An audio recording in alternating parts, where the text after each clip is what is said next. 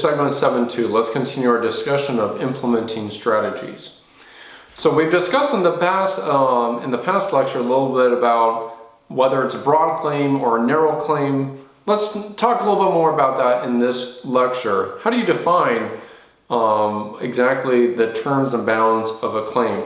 I have here, for example, a pencil. And actually, you see two different patented inventions relating to a pencil. On the right-hand side of the top, you have a pencil and eraser. On the bottom left-hand side, you see also a pencil and eraser. Almost two different eras in which that was actually created. But when you actually look at claims, you're looking at how do you actually claim a pencil, or how do you claim a sprocket, or how do you claim a software?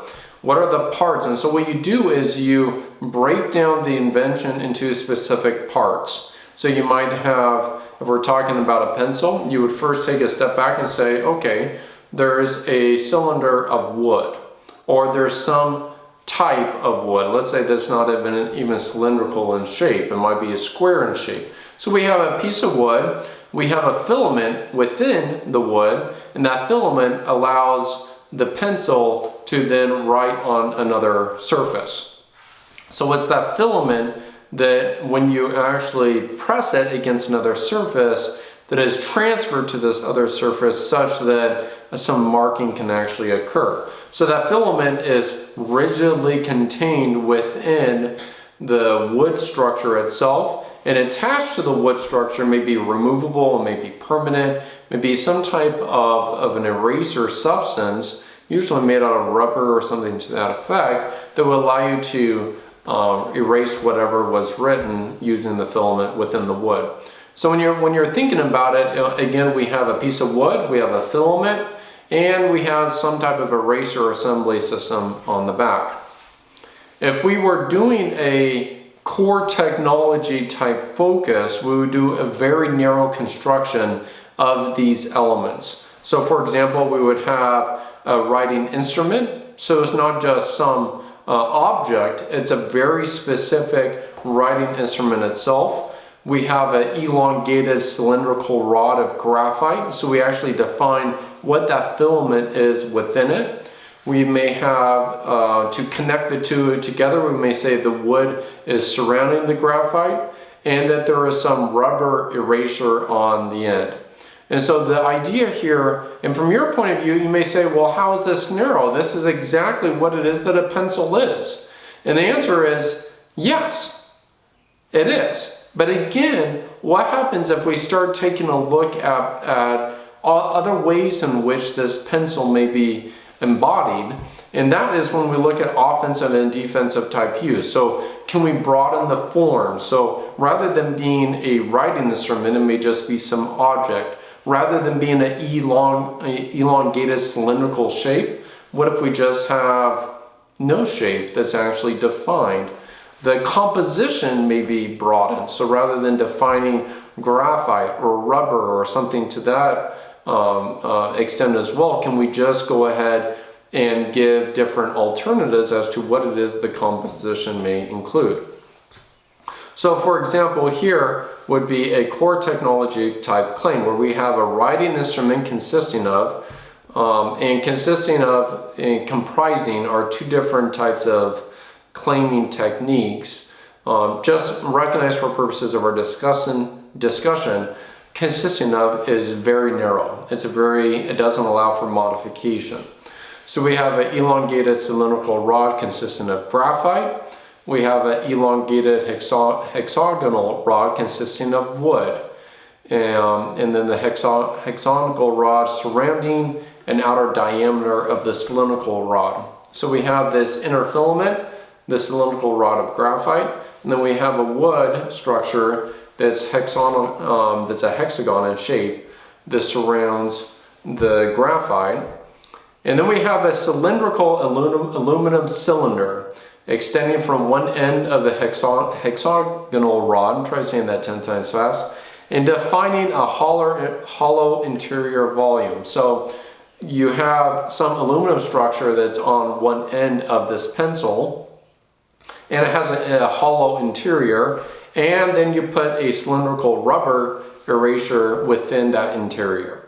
So in short, we've connected the graphite to the wood to a structure at the end, and the eraser within that structure. So we've connected all of our different parts and pieces together.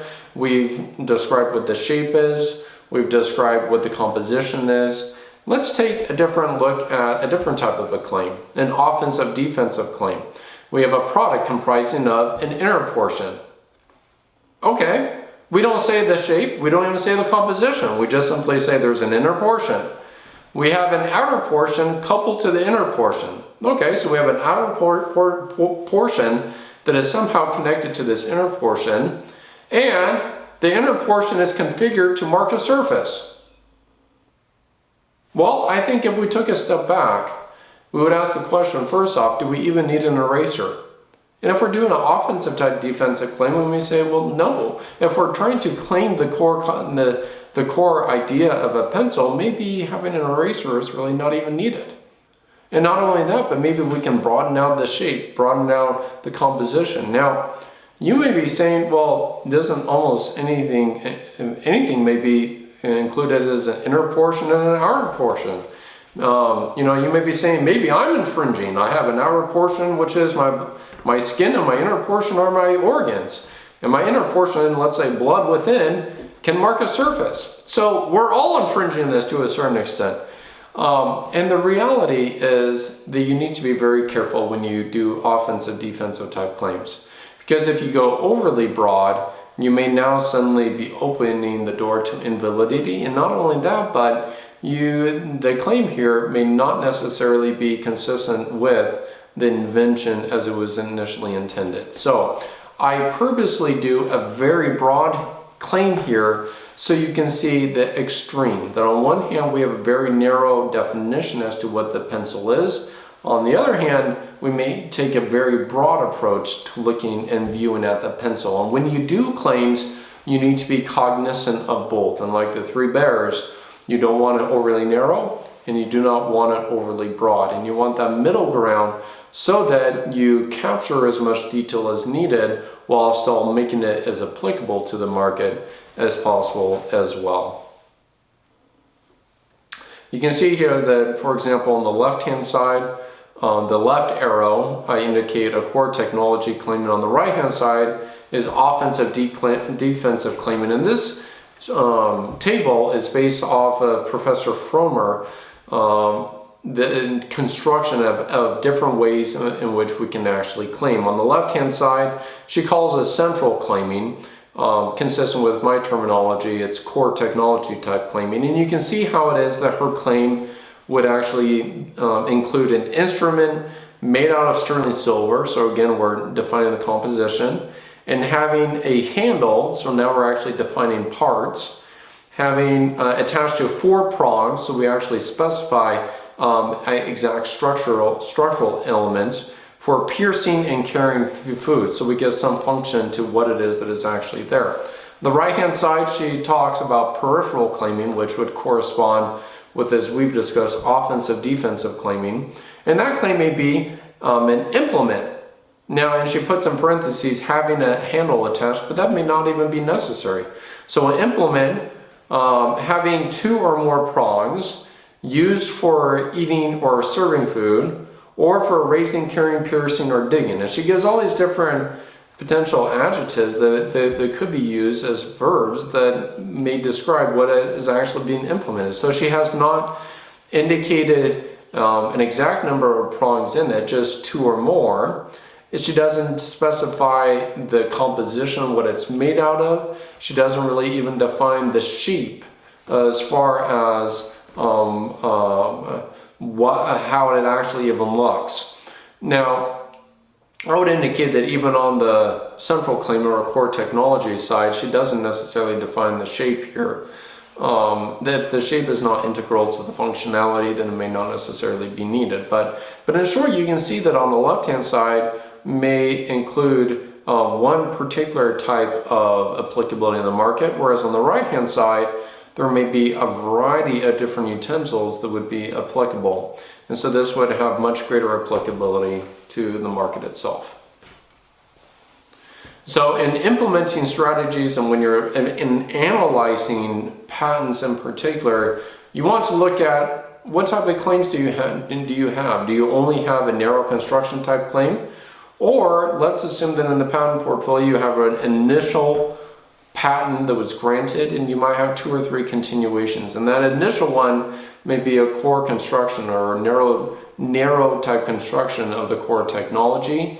And the subsequent continuations look at broadening a little bit to encompass other aspects of the invention itself. And when I talk about other aspects, that's not necessarily with respect to other different aspects. As it is, you could take the same object and claim it from 2 different angles to that same exact object. And that is one of the things you're looking at. Do you have claim diversity as far as the scope of what is being covered? And not only that, but when you analyze the claims with respect to the specification, or is terminology within the claims well defined and used as far as examples embodiments within the specification? Last but not least, again, claim specification is their a pending counterpart within the patent portfolio. So you're looking as to whether or not there is a family member that is still alive within the portfolio.